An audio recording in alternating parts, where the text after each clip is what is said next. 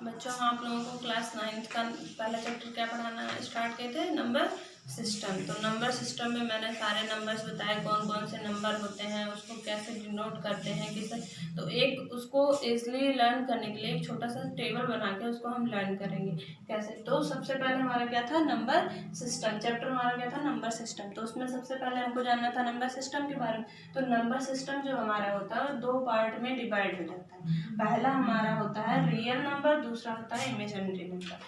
तो हम लोगों के सिलेबस में क्या है, रियल नंबर है। और इमेजिनरी नंबर जैसे किसी भी वैल्यू, इमेजिनरी नंबर सबसे पहले तो हम लोग 11th में स्टार्ट करेंगे पढ़ना। तो इसको हम किसी जैसे कोई नंबर अगर हमारा आ गया कि रूट के अंदर निगेटिव आ गया, -1 जैसे हो गया, ठीक है, तो इसको हम अगर रिप्रेजेंट करेंगे तो इसको हम आई से रिप्रेजेंट करेंगे। इसको हम लोग बोलते हैं आयोटा बोलते हैं, ठीक है। तो ये क्लास 11th में आएगा। यहाँ पे इसका कोई वैल्यू भी नहीं है, ठीक है, इसका कोई मतलब यहाँ पे आप लोगों को समझने के लिए नहीं है। तो हमारे सिलेबस में क्या है, रियल नंबर है। रियल नंबर हमारा 2 पार्ट में डिवाइड होता है। पहला होता है फ्रैक्शन और दूसरा होता है इंटीजर। कल हम इंटीजर बताए थे कि इंटीजर क्या होता है। अब इंटीजर हमारा 3 पार्ट में डिवाइड होता है। पहला पॉजिटिव इंटीजर होता है, दूसरा नेगेटिव इंटीजर, तीसरा जीरो होता है। तो यहाँ पे नेगेटिव इंटीजर लिख दिए और जीरो के साथ हमने क्या कर दिया, पॉजिटिव इंटीजर कर दिया। अब यहाँ पे जो नेगेटिव इंटीजर है तो वो पता है क्या क्या होते हैं, -1, -2, -3, -4 and so on, minus infinite होता है। फिर उसके बाद यहाँ पे जीरो है और पॉजिटिव इंटीजर। तो पॉजिटिव इंटीजर हमारा जितने भी काउंटिंग नंबर होते हैं सारे हमारे क्या होते हैं, पॉजिटिव इंटीजर होते हैं। अब यहाँ पे हमने जीरो को इंक्लूड कर लिया, यानी कि 0, 1, 2, 3, 4, 5 एंड सो ऑन, कहाँ तक, इनफिनिट। अब आप लोगों को पता होगा कि जितने भी काउंटिंग नंबर होते हैं अगर उनके साथ जीरो है तो ये हमारा क्या होता है, होल नंबर होता है। होल नंबर हमारा क्या होता है, 0, 1, 2, 3, 4, 5 एंड सो ऑन, कहाँ तक, इनफाइनाइट होता है। अगर हम इसी होल नंबर में से जीरो को निकाल दें तो हमारा ये क्या बन जाता है, नेचुरल नंबर बन जाता है। यानी कि जीरो को अगर हम हटा दें यहाँ से तो हमारे जितने भी काउंटिंग नंबर हैं सारे हमारे क्या बन जाएंगे, नेचुरल नंबर। तो अगर हम इसको सिंपल सा आप लोगों को बताएं तो हमारा जो नेचुरल नंबर होता है, ठीक है, जितने भी नेचुरल नंबर होंगे सारे हमारे क्या होंगे, होल नंबर होंगे। और जितने सारे होल नंबर होंगे वो हमारे क्या होंगे, पॉजिटिव इंटीजर, यानी कि इंटीजर होंगे। जितने भी होल नंबर होंगे वो सारे हमारे क्या होंगे, इंटीजर होंगे। और जितने भी इंटीजर, चाहे वो पॉजिटिव हो या निगेटिव हो, सारे हमारे क्या हो जाएंगे, रियल नंबर हो जाएंगे। यानी कि सिंपल सा अगर आप जानो तो जैसे हमारा पहला है नेचुरल नंबर, ठीक है। अब नेचुरल नंबर में अगर हम जीरो को इंक्लूड कर दें तो हमारा क्या हो जाएगा, होल नंबर हो जाएगा।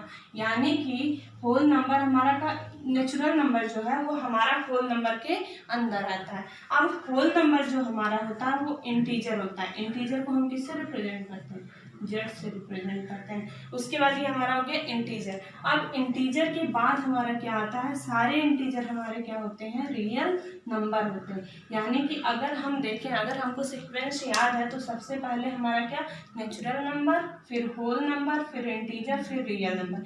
यानी कि रियल नंबर के अंदर हमारा नेचुरल नंबर, होल नंबर और इंटीजर सारे आ जाते हैं। और जितने भी नेचुरल नंबर होंगे सारे होल नंबर होंगे। नेचुरल नंबर, होल नंबर दोनों क्या होते हैं, इंटीजर होते हैं। Natural number, whole number, integer सारे क्या होते हैं, रियल नंबर होते हैं। अब इसके आगे इसको आप लोग पहले चार्ट दोनों बना लीजिएगा, उसके बाद अगर समझ में आ जाएगा बढ़िया से आप लोग कर लीजिएगा।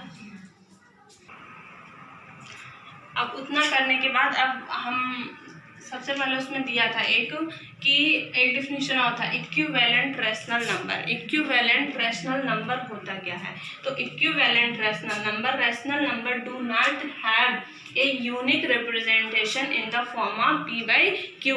ऐसे रैशनल नंबर जिनको हम p/q के फॉर्म में यूनिक रिप्रेजेंटेशन नहीं देते हैं वही हमारा क्या होता है, इक्विवेलेंट रैशनल नंबर होता है। जैसे हमारा 1/2 है, 2/4 है, 3/6 है, 4/8 है। यानी कि कई सारे रैशनल नंबर है, अगर हम उनका एक रैशनल नंबर है, इनको अगर हम तोड़ें, यानी कि इनको हम अगर देखें तो 1/2 है, अगर हम इसको भी डिवाइड करेंगे तो इसका भी हमको 1/2 मिलेगा, इसको भी करेंगे तो 1/2, इसको भी करेंगे तो 1/2। अगर 15/30 को करेंगे तब भी हमको क्या मिलेगा, 1/2 मिलेगा। 16/32 को करेंगे तब भी हमको क्या मिलेगा 1/2। और ऐसे हम चलते चले जाएंगे इनफाइनाइट तक। अगर हम लास्ट तक करते चले जाएंगे तो हमको क्या इसी तरीके से इक्विवेलेंट, यानी कि ये सारे क्या हो गए इक्विवेलेंट रेशनल नंबर हो गया। इसी को हम लोग क्या बोलते हैं equivalent rational number. Rational number do not have a unique representation in the form of p/q, ठीक है। और जिसमें p और q हमारा क्या रहेगा इंटीजर रहेगा और q नॉट इक्वल टू 0। अगर हम यहाँ q 0 कर देंगे, जैसे 1/2 है 2/4 है, अगर इसी में से कोई एक हमारा अगर q 0 हो गया तो ये रैशनल नंबर हमारा नहीं होगा, वो क्या हो जाएगा अनडिफाइन हो जाएगा। अनडिफाइन की कोई भी सोल्यूशन नहीं होती या कोई भी उसकी वैल्यू हमको नहीं मिलती है। फिर उसके बाद आता है simplest form of a rational number. A rational number p/q is said to be in its simplest form if p and q are integers having no common factor other than 1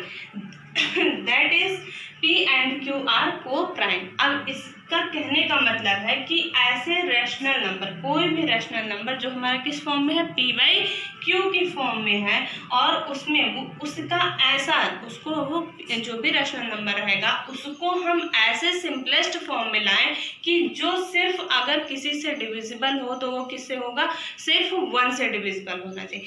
जो भी रैशनल नंबर हमारा 1 से divisible यानी कि simplest form, उसको इतना छोटा हम बना दें कि वो सिर्फ किसी और नंबर से ना डिविजिबल हो, सिर्फ किससे हो 1 से डिविजिबल हो। यानी कि वो कैसा p और q हमारा कैसा हो जाए को प्राइम हो जाए। को प्राइम का डेफिनेशन क्या होता है जिसका HCF हमारा क्या होता है 1 होता है, यानी कि जिसका हमारा HCF क्या हो जाएगा 1 हो जाएगा, वही हमारा क्या होता है को प्राइम होता है। यानी कि इसको जो भी हमारा रैशनल नंबर रहेगा उसको हम इतना तोड़ेंगे कि उसका जो आएगा लास्ट में उसका क्या होना चाहिए p और q हमारा क्या होना चाहिए को प्राइम। p और q के फॉर्म में आएगा वो कैसा होना चाहिए को प्राइम होना चाहिए। जैसे यहाँ पे है the simplest form of each of 2/4 3/6 4/8 5/10 etc is 2। इसका क्या आ गया सिंपलेस्ट फॉर्म 2। जैसे 2/4 है, इसको हम डिवाइड करेंगे तो कितना आएगा 1/2 आएगा। 3/6 है, इसको भी करेंगे 1/2 आएगा। 4/8 है, इसको भी करेंगे तो कितना आएगा 1/2 आएगा। 5/10 है, इसको भी करेंगे तो 1/2 आएगा। यानी कि सबका हमारा सिंपलेस्ट फॉर्म कितना आ गया 1/2 आ गया। तो simplest form of a rational number ये होता है कि जो भी सिंपलेस्ट फॉर्म कोई भी रैशनल नंबर दिया है उसको हम इतना तोड़ेंगे, ऐसा छोटे से छोटे फॉर्म में ले जाएंगे जो किससे डिविजिबल रहेगा, सिर्फ या तो खुद से डिविजिबल रहेगा या तो 1 से डिविजिबल रहेगा, वही हमारा होगा simplest form of a rational number होगा। चलो अब जैसे हमारा एक क्वेश्चन है कि write 4 rational numbers equivalent to 4/7, यानी कि हमको 4 ऐसे रैशनल नंबर बताने हैं जो किसके इक्विवेलेंट होगा 4/7 के इक्विवेलेंट होगा। तो सबसे पहले अब यहाँ पे देखो सोल्यूशन इसका क्या होगा। तो यहाँ पे हमारा क्या है 4/7। अब इस 4/7 में हम ऐसे नंबर से मल्टीप्लाई करते जाएं कि जिनका सबका ऐसे जब हम सबको सॉल्व करेंगे तो सबकी वैल्यू कितनी आनी चाहिए किसके इक्विवेलेंट आनी चाहिए 4/7। यानी कि 4/7 में अगर हम न्यूमरेटर और डिनोमिनेटर में 2 का मल्टीप्लाई करें, यानी कि इसमें भी 2 इसमें भी 2, फिर 4/7 इसमें 3 × 3, फिर 4/7 × 4/4 कितना बताना है 4 बताना है, यानी कि 4/7 5 × 5। अब इसको हम करेंगे तो 4/7 और 4 2 = 8 और 7 2 = 14, 4 3 = 21, 4 4 = 16, ये 28 हो जाएगा और ये 20 होगा और 35 होगा। अब यहाँ पे देखो, अब ये किसके, अब यहाँ पे हम लास्ट में लिखेंगे 10 4 रैशनल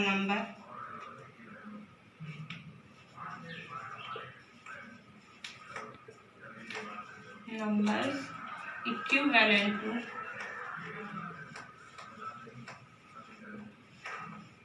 4/7 इज क्या हो जाएगा 8/14, 12/21, 16/28, 20/35। यही हमारा हो जाएगा इसका सोल्यूशन। ये सारे जितने भी 4 रैशनल नंबर आए हैं ये किसके इक्विवेलेंट है, 4/7 के इक्विवेलेंट है।